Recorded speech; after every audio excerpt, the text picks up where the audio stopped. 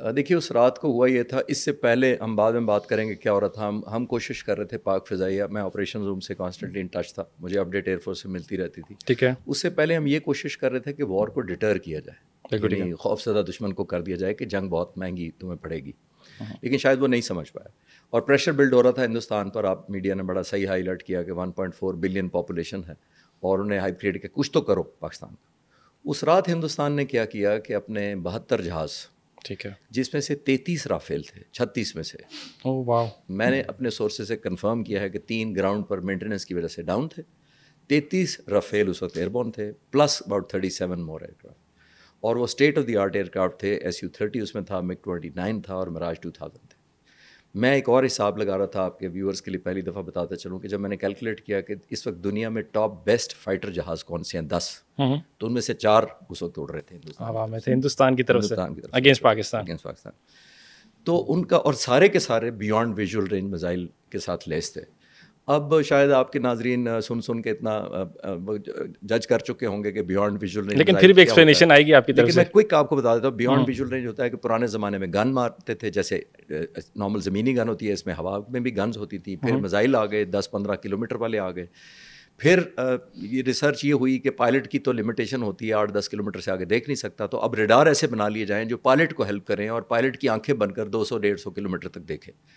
تو اب یہ دونوں طرف سینیریو میں بیانڈ ویژول رینج میزائل کا مطلب ہے کہ ریڈار ایسے تھے جو 150 سے 200 کلومیٹر تک ایک دوسرے کو پک کر رہے تھے.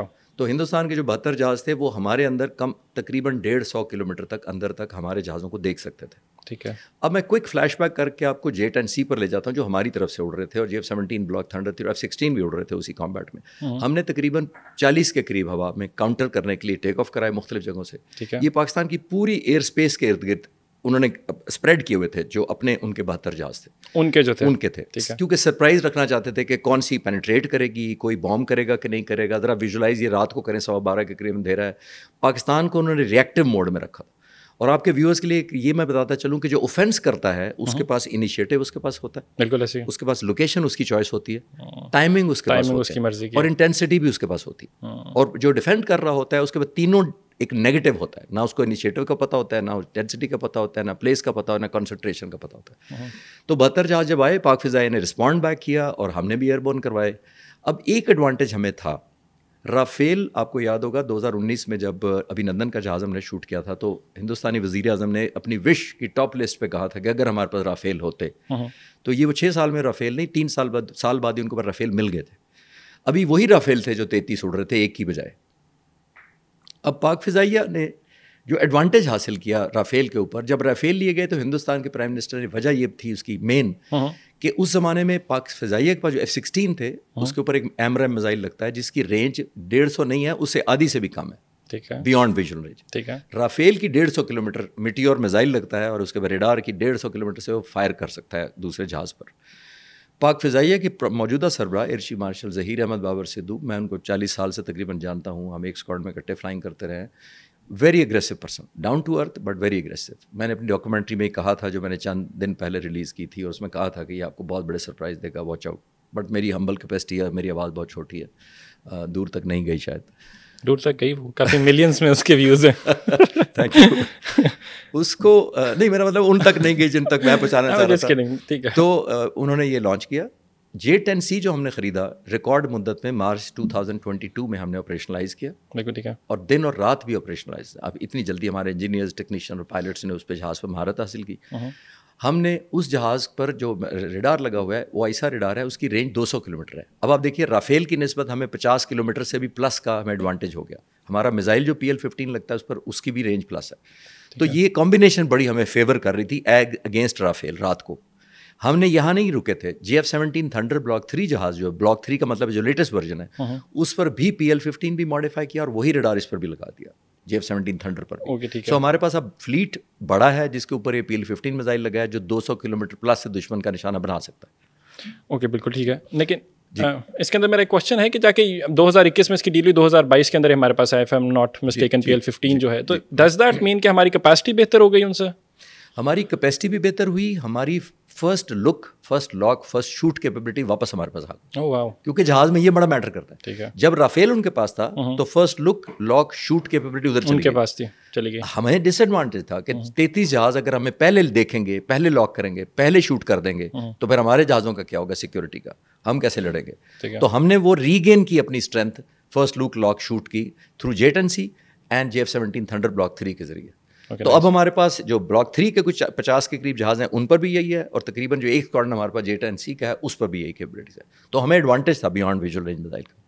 मैं उस रात ऑपरेशन रूम से पाक फ़िज़ाई के साथ डायरेक्ट राब्ते में था जब ये जहाज़ 40 हवा में मुकाबला कर रहे थे। एंड बिलीव यू मी, मुझे अंडरमाइन नहीं करना चाहिए, but it's like a video game, because आप रात है पूरे स्पेस में और 72 जहाज़ उधर से हैं, 40 हमारे हैं, 110 जहाज़ हैं, ज़हन में रखिएगा। और जो इंडियन की तरफ से SU-30 उड़ रहा था वो डुअल सीटर जहाज़ होता है, ठीक है। इसका मतलब है पाकिस्तान के 40 पायलट्स के मुकाबले में उनके तकरीबन 90 पायलट्स थे हवा में थे, ये भी ज़हन में रखिए।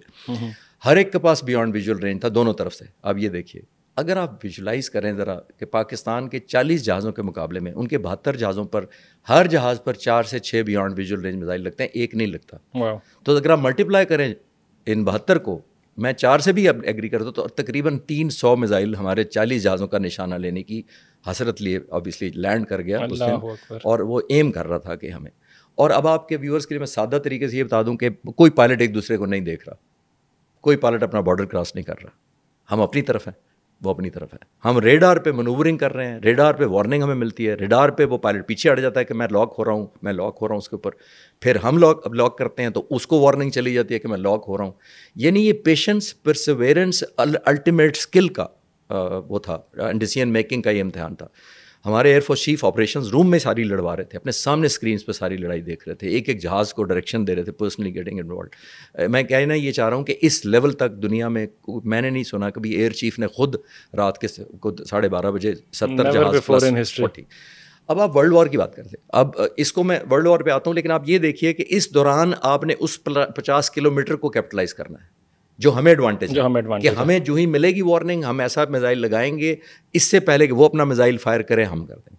लेकिन देखिए, एक ज़हन में रखिए, ये स्टेशनरी नहीं है, ये चेस बोर्ड नहीं है, ये लूडो नहीं है कि गोटियां हिलती नहीं है जब तक आप हिलाएंगे नहीं। ये जहाज़ हैं, ये 110 जहाज़ कंटिन्यूसली मनूवर कर रहे हैं एक दूसरे को करने के लिए। किस स्पीड पे कर रहे हैं? ये तकरीबन मार्क स्पीड सुपरसोनिक से थोड़ा सा कम, यानी तकरीबन 1000 किलोमीटर यूं समझ लें, एवरी एयरक्राफ्ट पर आवर के हिसाब से उड़ रहा है। पर सेकंड जो है वो सारी केमिस्ट्री बदल रही है, पर सेकंड उड़ रहा है, पर सेकंड। अगर 1000 किलोमीटर की स्पीड है तो आप पर सेकंड निकालें, तकरीबन मेरा ख्याल है 1 किलोमीटर टाइप पर second. So fascinating, unbelievable. Yes. तो अब ये नर्व गेम थी, ज़्यादा थी नर्व गेम। मैं रिलेट इस तरह कर पा रहा था कि जो आपने यूट्यूब का जिक्र किया, तो मैं चंद हफ्ते पहले इन्हीं जेट एंड सी और JF-17 थंडर पायलट्स के साथ सारा दिन गुजार कर आया था। तो मैं विजुलाइज कर रहा था वो इस वक्त हम आए होंगे, वही बाय नेम जिनसे मैं मिला था। तो मेरे लिए कनेक्टिविटी बड़ी आसान थी, मुझे पता लगा कि ये कॉम्बैट हो रही है इस वक्त, ऑन गोइंग है। तो ऑब्वियसली एक तरफ तो मैं दुआ कर रहा था और एक तरफ मुझे उनकी कैपेबिलिटीज़ पर बड़ा फ़ख्र था, क्योंकि मैं मिलकर आया था और मुझे नहीं यकीन था कि इतने हफ्ते के बाद ही इनकी जो ये मुझे कह रहे हैं, जो ये क्लेम कर रहे हैं, जो मुझे जोशीलापन दिखा रहे हैं कि सर दुश्मन को 1 इंच अंदर नहीं आने देंगे, दुश्मन को सबक सिखाएंगे, मुझे नहीं यकीन था कि ये it will be put to test with in weeks. Sir I have goosebumps listening to this. तो अब ये आते हैं ऑप्स रूम की तरफ। मुझे जब पहली दफ़ा मिला, फ़ोन पे था मैं, कंटिन्यूस रहा, सिक्योर लाइन थी ऑब्वियसली, तो मुझे पहले बताया कि 1 2 3, तो यकीन करें मैं ऑन द लाइटर नोट अब कह रहा हूँ कि मैंने कहा कि ये जहाज़ों की बातें कर रहे हैं मारने की। उन्होंने कहा 1 डाउन 2 डाउन 3 डाउन।